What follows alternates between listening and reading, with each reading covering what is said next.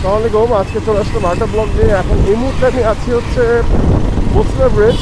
এই জায়গাটা অনেক ফেমাস এবং এখন যদিও রাস্তাঘাট মোটামুটি অনেকটাই ফাঁকা আছে, যেহেতু এখন বাজে মাত্র 4:30 বিকাল।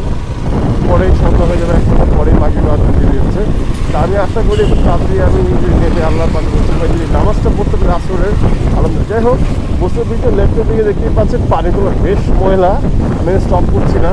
আপনার ডানের ভিউটা বেশি একটু ভালো দেখে যেতে পারবো না, বিকজ সামনে হচ্ছে অপোজিট সাইডে হচ্ছে আমার সানসেট চলছে, যার কারণে আমি বেশি ভালো একটা ভিউ আপনাদেরকে শিওরলি দেখাতে পারছি না। তারপরও এই ভিউটা আপনাদেরকে দেখাচ্ছি, আপনারা দেখেন, ভালো লাগবে আশা করি। এনিওয়েজ, আপনারা নিজের খেয়াল রাখবেন। এই লোকটা মোটামুটি বাজেভাবে ব্যাট করছে একটু আগে।